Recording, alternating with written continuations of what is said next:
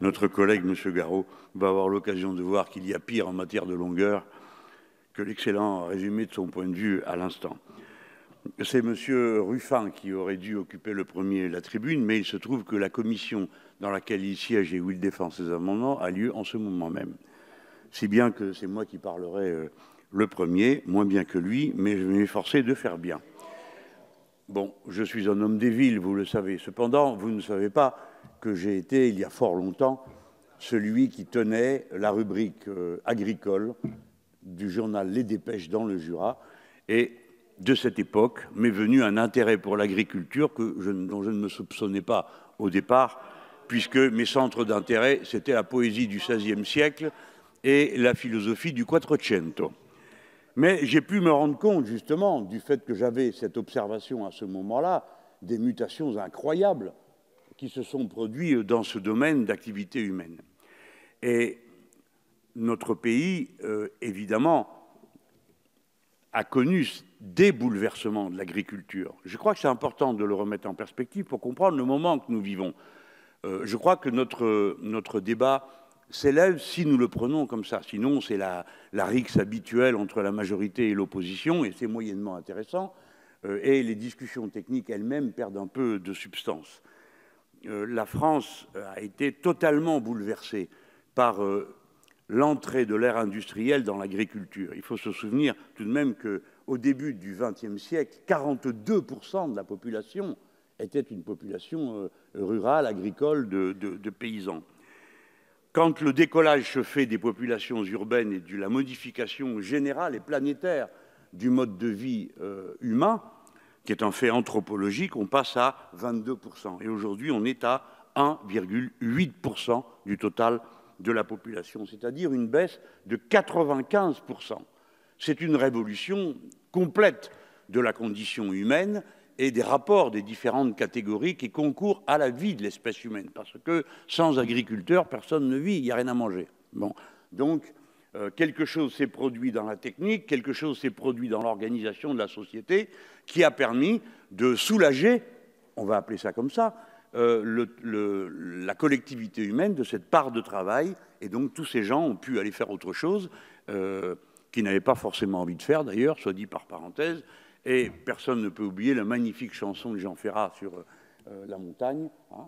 Eh bien oui, plein de gens sont partis à regret, et le grand déménagement de la population de notre pays, des campagnes vers les villes, avec tout ce que ça a donné. Mais donc ça, nous l'avons au moins en mémoire. Je pense que beaucoup d'entre nous se souviennent de cette mutation, l'ont connue ou bien eux-mêmes, ou bien leurs parents, et en ont entendu parler. Donc nous savons que des changements considérables peuvent affecter ce domaine d'activité. Eh bien, ce n'est pas la première fois. Au fond, tout dépend de l'agriculture. Lorsqu'elle commence au néolithique, c'est il y a 10 000 ans avant notre ère, 8 000 ans, 10 000 ans, c'est elle qui va provoquer la sédentarisation, c'est elle qui va rendre possible l'élevage et le bond de la population humaine qui se produit à ce moment avec une transformation radicale déjà à l'époque. Donc ça fait un moment que ça dure. Eh bien aujourd'hui, nous en sommes rendus à une période de même nature, et pour des raisons qui n'ont plus rien à voir, ni avec l'outil de production, ni avec la condition des personnes qui travaillent, mais avec la nature de l'organisation de la société et de ses réseaux économiques. L'agriculture, au départ, c'est une activité de subsistance, puis c'est devenu une activité qui a généré un pouvoir d'échange. Et la valeur d'usage a vu s'ajouter la valeur d'échange. Aujourd'hui, la valeur d'échange surplombe entièrement la production. Et cette valeur d'échange, naturellement, elle est organisée dans le cadre de l'économie financiarisée. Il est extraordinaire de se rendre compte que les produits dérivés agricoles, c'est-à-dire qui donnent lieu à une titrisation sous une forme ou sous une autre dans la sphère financière, ont bondi de 16% au cours des quelques dernières années qui viennent de s'écouler, au point que seulement 2%, je dis bien 2%, des transactions sur les dérivés agricoles, sur les produits agricoles, à l'échelle internationale, 2% donnent lieu à livraison effective. Tout le reste est de la spéculation. C'est de la récolte vendue avant d'être semée, revendue plusieurs fois avant d'être labourée, revendue plusieurs fois en cours de route, dans le bateau même où elle se trouve quand elle est transportée, avant d'arriver à son point de livraison. Cette domination de la valeur d'échange, cette domination de la sphère financière sur l'agriculture, où l'on pensait que jamais elle ne prendrait pied, où l'on ne voyait pas comment la financiarisation atteindrait l'agriculture, puisque l'agriculture était par définition très étroitement dépendante du cycle des saisons et donc de la position de la planète autour du Soleil. On ne voyait pas comment tout ça pouvait se changer. Eh bien, ils ont trouvé le moyen de le faire. Et ceci domine le reste. Voilà pourquoi, Monsieur le ministre, je vous disais tout à l'heure que l'idée d'une culture contractuelle qui parvienne à régler les prix est une vue de l'esprit. Je le dis sans aucune agressivité à votre égard, ni en vous accusant de quoi que ce soit, ni vous, ni monsieur le rapporteur. Mais quand vous voyez l'extraordinaire volatilité des coûts agricoles, des coûts des prix, hein, du changement des prix, que ce soit, je pense, cette année 2006-2008, c'est-à-dire juste avant la grande crise, et ceci a un rapport avec cela, la crise de 2008. Et vous verrez que la prochaine fois, la prochaine crise, qui naturellement va avoir lieu, nous aurons des signes annonciateurs aussi dans les fluctuations de cours des matières agricoles. Mais on a vu le maïs progresser de 178%, on a vu le soja progresser de 169%. Tout ça n'avait strictement rien à voir, ni avec les saisons, ni même avec les quantités qui avaient été ou semées ou récoltées. C'était de la pure spéculation financière. Par conséquent, aucune culture contractuelle ne viendra jamais à bout du fait que les prix fluctuent pour des raisons qui n'ont rien à voir avec l'agriculture. Vous pouvez inventer tout ce que vous voulez, vous ne changerez pas cette réalité-là. Vous disiez tout à l'heure, nous faisons une politique des réalités. Fort bien, la réalité est la financiarisation de l'agriculture. Et du coup, ça change tout. Une des premières choses que ça change, c'est la rente que, d'une certaine manière, le capitalisme pouvait se procurer à bon prix sur le paysan. Le paysan produisait toujours plus avec des méthodes agricoles industrielles, c'est toute l'histoire du XIXe siècle, et ensuite le grand distributeur venait derrière et on faisait baisser les prix. Avec ça, évidemment, on baissait le prix de la nourriture et la part de l'alimentation dans les budgets des familles. C'est une réduction qui a été jusqu'à... maintenant, on en est à 20% dans le budget des familles, mais on a connu que c'était 30 ou des 40%. Maintenant, c'est stable depuis 20 ans. Hein. Mais n'empêche que ce différentiel-là a permis, comment dire, d'ajouter du pouvoir d'achat aux travailleurs des villes à bon compte, parce que personne n'avait à le leur donner. Et donc, ça a été, en quelque sorte, un calmant social. Car dans la mesure où le pouvoir d'achat progressait, tandis que les familles ne gagnaient pas plus, eh ben, elles se trouvaient contentes, et tout le monde y trouvait son compte, sauf les agriculteurs qui, évidemment, eux, devaient travailler davantage pour produire davantage à moins cher, et dans cette histoire, n'ont jamais trouvé leur compte. Ils ne l'ont jamais trouvé leur compte. Si bien que le modèle industriel et la concentration des terres a pu se faire d'une manière absolument fulgurante devant une masse humaine absolument dépourvue de tout moyen de résistance par rapport à quelque chose qui la subjuguait. Voilà ce qu'il en est du passé. À cette étape, les prix agricoles, supposons que nous nous coupions du marché mondial. Ce n'est pas ce que nous sommes en train de faire. Nous sommes en train de faire exactement le contraire. La ligne générale de pente de l'Union européenne et de la nouvelle PAC, c'est la renationalisation des politiques agricoles. La renationalisation, c'est l'exaltation de la compétition entre les pays, toujours sur le même mode, produire plus n'importe comment.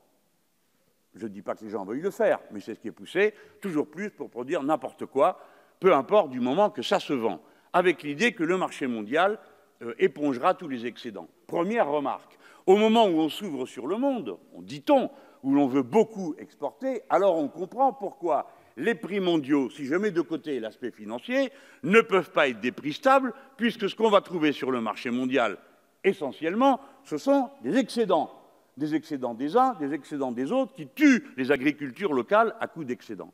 Ça aussi, qu'est-ce qu'on fait? Eh bien, la réponse est rien. Alors, ces grands changements du modèle économique et du modèle agricole s'ajoute un autre grand changement. Et pardon de dire que lui aussi, je ne le trouve pas traité dans ce que nous avons sous les yeux. Mais j'achève d'abord sur les prix, parce que sinon je serais incomplet. Qu'on ne me dise pas que je fabule sur le fait que les marchés agricoles vont être de plus en plus ouverts, parce que c'est ça la révolution. C'est cette révolution de la mondialisation, qu'on ferait mieux d'appeler globalisation, parce que le monde a toujours été mondialisé, la globalisation financière. La Commission et les directives sont parfaitement claires sur les objectifs. Il est dit, l'aide aux agriculteurs doit dorénavant n'avoir pas ou peu d'incidence sur les échanges commerciaux. C'est la théorie du libéralisme. Les marchés doivent être purs et parfaits et la concurrence libre et non faussée. Pour que l'Union, citation, puisse respecter ses obligations dans l'accord de l'Organisation mondiale du commerce. Il s'agit donc, dans ce cas, d'une confirmation de l'alignement des prix agricoles sur les cours mondiaux. Les cours mondiaux ne peuvent faire autre chose que fluctuer, les cours mondiaux ne peuvent être autre chose que le résultat d'une spéculation. Par conséquent, la destruction quasi totale de ce que nous connaissons comme modèle agricole est assurée. Ce n'est pas une probabilité, c'est une certitude.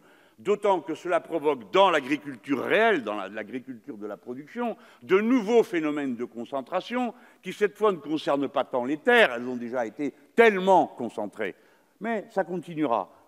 C'est sur la façon de produire, notamment dans l'élevage, vous le savez mieux que moi. Là où nous avons des éleveurs qui continuent à se comporter comme des paysans, c'est-à-dire avec, comme j'ai entendu quelqu'un du Nouveau Monde le dire une fois avec humour, il disait « nous n'avons que des animaux archaïques parce que nous leur donnons à manger de la viande, nous leur donnons à manger de l'herbe, tandis que vous autres, les Européens, vous leur donnez à manger de la farine de viande. » Et ça l'amusait beaucoup, c'était un Brésilien, ça nous amuse beaucoup moins maintenant, parce que eux aussi, leurs bêtes ne mangent plus seulement de l'herbe, mais aussi toutes sortes de cochonneries que nous interdisons de produire chez nous, et pourtant leurs produits arrivent en concurrence. Une concurrence qui est absurde, Monsieur le Ministre. Vous ne nous avez pas rassurés en disant on discute sur le Mercosur. Eh bien non, eh bien, à quoi bon de la viande argentine en France? À quoi bon? Je veux dire, il peut y en avoir au prix particulier, mais pourquoi en amener des tonnes et des tonnes? On n'est pas capable de le faire? Bien sûr que si. Pourquoi amener le soja? La seule chose qu'on n'avait pas mis dans la PAC, dans le marché commun, le seul produit qu'on n'avait pas mis dans le marché commun, c'est le seul où immédiatement l'Europe a été déficitaire. Tandis que tous les autres, on les avait mis dans le marché commun, et en même pas 30 ans, l'agriculture française et européenne était devenue autosuffisante. Ce qui est la preuve par les faits que le libéralisme et le libre-échange n'est pas compatible avec une agriculture saine, une agriculture qui produit ce dont les gens ont besoin dans la quantité suffisante. Voilà, c'est la démonstration, elle est faite par notre bilan. Et maintenant, naturellement, les choses vont aller en s'aggravant. La nouvelle PAC, qui démantèle l'ancienne, rouvre la voie à des compétitions qui vont donner lieu à des concentrations du type de celles que je dénonce. Et c'est là qu'on voit quel rapport a la lutte contre la souffrance animale avec la lutte pour un modèle d'agriculture donnant des prix qui sont honorables pour ceux qui produisent. Parce que quand vous acceptez une ferme de, je ne sais pas si on peut appeler ça une ferme, je pense que mon collègue rapporteur qui est éleveur lui-même n'appellerait pas ça une ferme, de 37 000 porcs, pardon, on n'est plus dans une ferme, on est dans une usine qui produit dans des conditions absolument détestables ce que nous trouvons de plus révoltant pour l'indifférence que cela témoigne à l'égard d'un être sensible qui est un animal, mais aussi dont la conséquence économique est terrifiante, pour ne rien dire de la conséquence sanitaire. Bientôt, les gens vont avoir l'occasion de s'en rendre compte, et pareil avec les fermes des 10 000 vaches et ces abominations qu'on a inventées. Mais là encore, on retrouve l'idée de marchés qui sont dominés par quelque chose qui n'a rien à voir avec votre appétit, mon envie de manger, etc., mais les cours financiers et la circulation, qui finit par transformer certains produits agricoles essentiels comme des sous-produits, alors même qu'il s'agit d'une activité d'élevage. On prend l'exemple sur les vaches.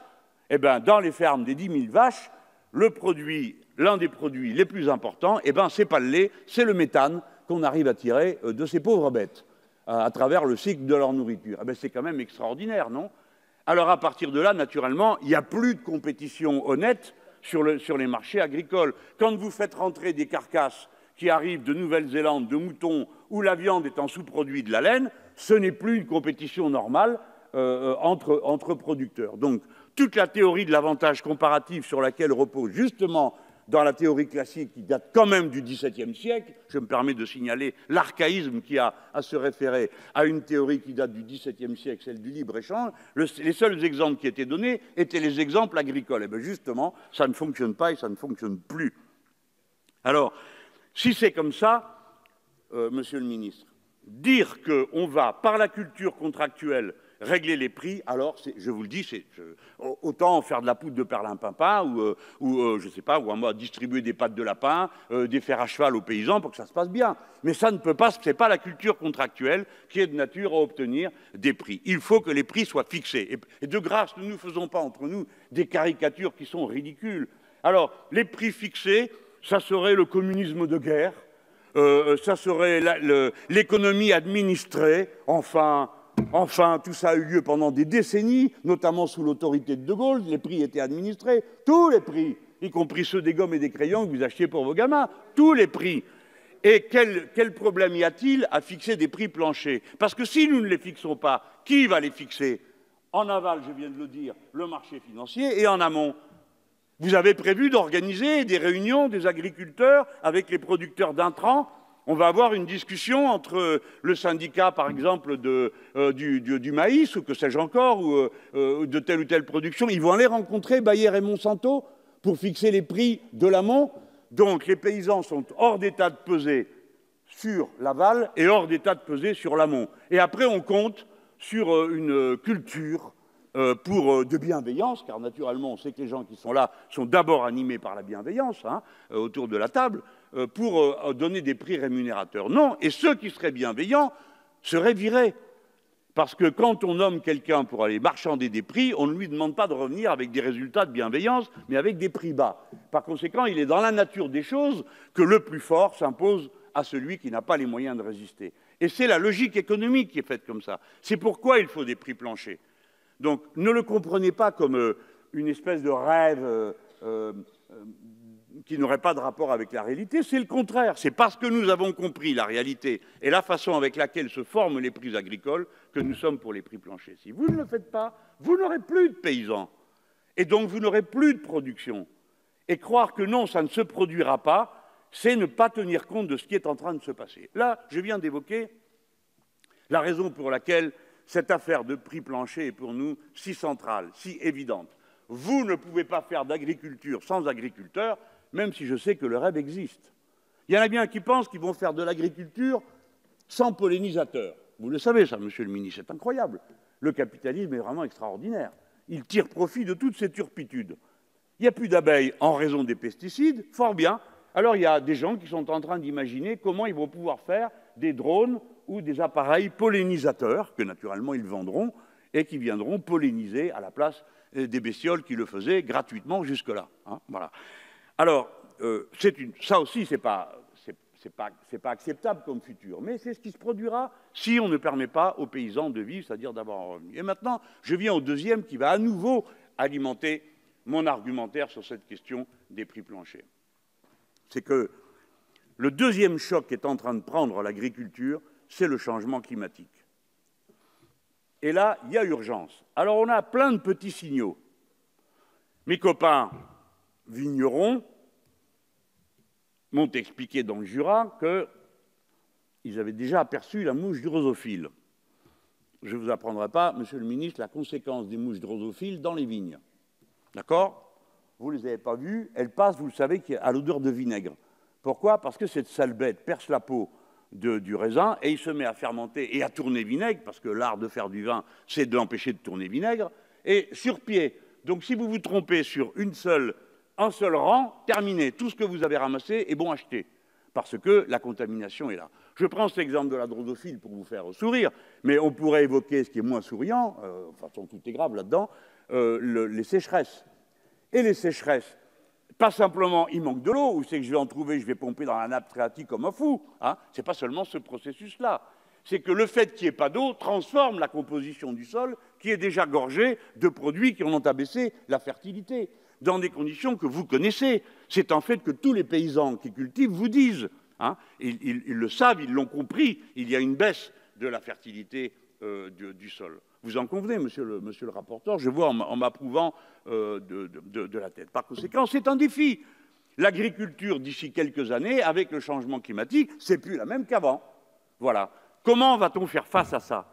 Pas avec des gens ruinés, pris comme ça par un endettement auquel ils n'arrivent plus à faire face et qui sont confrontés à des fluctuations de prix. Donc, il y a un rapport entre la lutte contre la financiarisation de l'agriculture, la déconnexion avec les marchés mondiaux et la question de l'écologie et du traitement écologiquement respectueux de l'agriculture. C'est la nouvelle fonction que les agriculteurs vont avoir. Il y a quelques années, il y avait des gens qui faisaient toutes sortes de textes en disant « oui, oui, des paysans, il nous en faut, parce qu'ils vont s'occuper du paysage rural ». Alors bon, ça ne leur venait pas à l'esprit que, bon, s'occuper du paysage rural, c'est bien, mais enfin, ce n'était pas essentiellement la vocation des paysans qui se voyaient d'autres activités.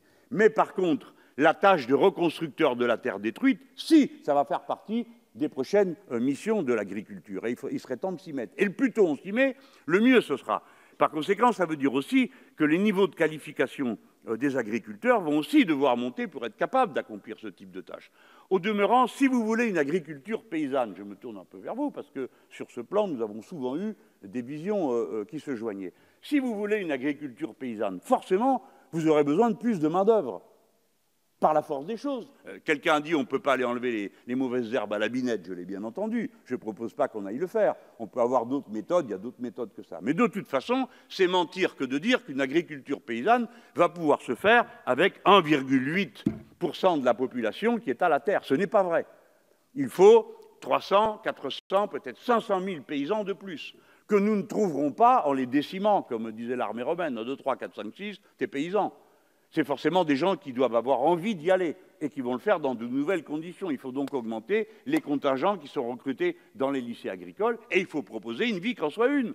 Parce que personne n'a envie d'aller crever tout seul de misère financière, de misère affective, de misère culturelle, comme souvent c'est le cas, au point que, au bout de toutes ces difficultés, il se prend un paysan tous les 3 jours dans ce pays, dans une indifférence absolument incroyable, alors que c'est un drame social et humain épouvantable, dont je sais que vous êtes aussi ému que je le suis moi-même à cet instant en parlant. Alors, pour que cette nouvelle agriculture qui fasse face à cette révolution verte, il faut acter par des gestes forts les ruptures que l'on fait. Les ruptures. Rupture avec le cadre du libre-échange généralisé. Voilà, c'est notre ligne. Il y en a marre, ça suffit, ça ne sert à rien. Si on peut faire une relocalisation, nous autres Français, je ne dis pas que tout le monde puisse le faire, parce qu'on était jusque-là dans une zone tempérée, qu'on arrivait à produire à peu près tout ce qu'on voulait, eh bien, nous n'avons pas besoin de ce grand marché mondial. Vous me direz, nous avons des excédents. Mais je l'ai bien compris qu'on a des excédents. Mais enfin, d'abord, il n'y en a pas tant que ça. Et puis, deuxièmement, dans le marché mondial, il y a une demande qui existera. On n'a jamais dit qu'on va revenir à la stricte valeur de subsistance de la nation française avec son agriculture. Je n'ai pas dit ça.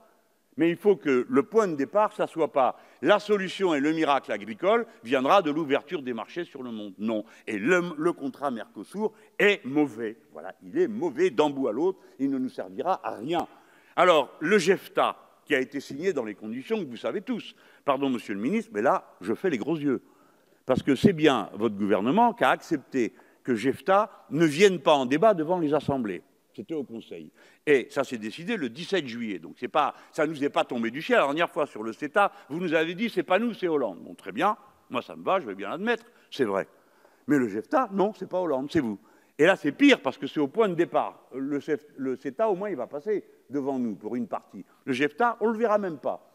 Alors il paraît que c'est un très bon accord pour nous parce qu'on aurait échangé aux Japonais de laisser passer nos productions agricoles en échange de pouvoir arranger nos affaires avec les voitures, qui intéressent beaucoup nos amis allemands, sur tous les sujets, dans toutes les directions, dans toutes les négociations, à tout propos, puisque eux ne produisent pas des bananes, mais des voitures qui représentent 20% de leur économie. C'est dire que le futur ne sera pas très doux pour eux, parce que le véhicule automobile est un véhicule qui sera bientôt dépassé aussi par les problèmes de la crise écologique.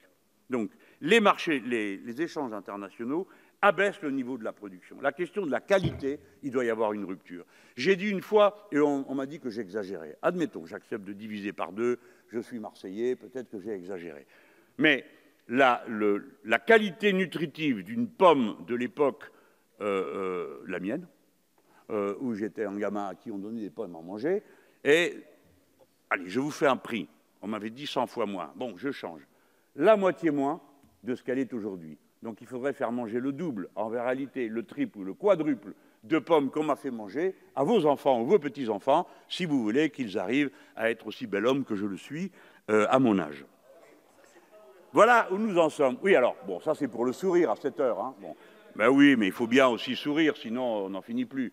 Alors, cette question de la qualité, Monsieur le ministre, vous devez, là aussi, il faut que le texte marque une rupture. Donc voilà les 3 sujets sur lesquels nous ne sommes pas au rendez-vous avec ce texte. Les prix, parce que tout repose sur une illusion, la culture contractuelle. Deuxièmement, les qualités des produits, compte tenu aussi du retard qu'on est en train de prendre sur la reconstruction. Et le troisième élément, c'est évidemment la souffrance animale. Alors, je vais finir sur ce thème. Tout à l'heure, mon collègue Ruffin dira tout mieux que moi, et de façon plus précise, parce qu'il écrit de très bons livres sur le sujet. Mais la souffrance animale, ce n'est pas seulement une question de sensibilité. Encore que la sensibilité à la détresse des autres, c'est une préparation à l'empathie humaine. La sensibilité, le fait d'admettre qu'un animal est un être sensible, ce n'est pas une sensiblerie. C'est un autre regard que l'on porte sur le monde. Et si on regardait le monde de cette manière-là, peut-être ne le brutaliserait-on pas dans les autres domaines comme nous le faisons. Tous les autres, le domaine social, mais aussi tout le reste des rapports à la nature. Il faut marquer des coups d'arrêt. Franchement, j'étais là au débat, au premier passage. Hein. Quand on a abordé la question des poussins mâles que l'on jette à la déchiqueteuse. On était tous mal ici, hein, dans cet hémicycle, parce qu'il y avait des gens qui n'étaient pas au courant, d'autres qui découvraient. Vous-même, monsieur le ministre, vous ne trouviez pas que c'était... Bon, vous êtes comme tout le monde, vous êtes comme moi, bon, comme tout le monde ici. C'est une idée horrible. On nous a répondu, il y a une étude pour pouvoir s'apercevoir avant et aider dans l'œuf de ce qui est un œuf dans lequel il y a un poussin mâle ou pas. Bon, très bien. Mais en attendant, on continue à broyer. Ben oui, mais ce n'est pas acceptable. Alors, c'est exactement comme l'affaire du glyphosate. C'est quelque chose qui est inacceptable, on arrête. Alors on me dit, oui, mais ça crée des situations économiques. Eh bien, examinons la situation économique. Voyons comment on peut aider les gens qui avaient besoin de ce type de traitement à produire sans en avoir besoin. C'est plus simple de régler un problème financier ou technique que de continuer à se couvrir d'actes de barbarie de cette nature. Il en va de même pour le glyphosate, je le dis avec tout le respect que je porte à celui qui est passé à cette tribune avant moi, du groupe UDI, je crois. Bon, c'était très pertinent ce que vous nous avez dit, on l'entend tous. Mais enfin, si c'est dangereux comme on nous l'a dit, alors on arrête tout de suite. Vous me dites on ne peut pas arrêter tout de suite, tout le monde peut l'entendre. Mais je vous demande aussi d'entendre la conséquence que ça a. Parce que les conséquences, on les connaît. Les malformations, les maladies, les cancers, le coût pour la société, je ne mentionne que pour terminer ma liste. Donc, il va falloir arrêter. On a dit 3 ans. On trouve que c'est trop long. Souhaitons qu'on le fasse. Parce que l'Union européenne, c'est pas ça qu'elle a dit, monsieur le ministre. Et ça s'imposera à nous. L'Union européenne, elle a dit, je prolonge pour 5 ans le droit d'utiliser les glyphosates. Eh bien oui, mais on reverra après. Et vous verrez que les mêmes lobbies vont repasser. Parce que quand Bayer et Monsanto vont avoir fusionné, terminé de fusionner, avec l'approbation d'ailleurs bizarre de la Commission sur le sujet, et que le gouvernement allemand va venir, ce qu'il a déjà fait la dernière fois, contre l'avis du président français, hein, ils se sont passés de notre avis, pour le maintenir encore 5 ans. Vous allez voir si vous allez pouvoir simplement comme ça les défier. C'est maintenant qu'il faut leur dire, ah ben oui, c'est maintenant qu'il faut leur dire, on le fera. Et la preuve que quand on désobéit, et quand nous les Français, on fait les gros sourcils, eh bien les choses changent. Parce que la dernière fois qu'on a fait ça, c'était pour les cerises. On a interdit le produit qu'on foutait dessus. Alors évidemment, il était cancérigène, une horreur. On l'interdit. Eh bien derrière, qu'est-ce qui s'est passé? Naturellement, nous avons eu droit aux récriminations de la Commission. Mais qu'est-ce que nous avons fait? Eh bien rien, on a continué à faire comme nous, on avait décidé de faire. Et qu'est-ce qui s'est passé à ce moment-là? D'autres pays ont changé leur attitude en disant « Mais puisque les Français font ça, c'est quand même le problème doit être grave. » Et oui, les Français, ça compte quand ils prennent une décision. Et d'autres pays ont commencé à changer aussi et à interdire leurs produits. Ça vaut la peine de désobéir. Ça vaut la peine de désobéir à l'Union européenne. Ça vaut la peine de construire des rapports de force.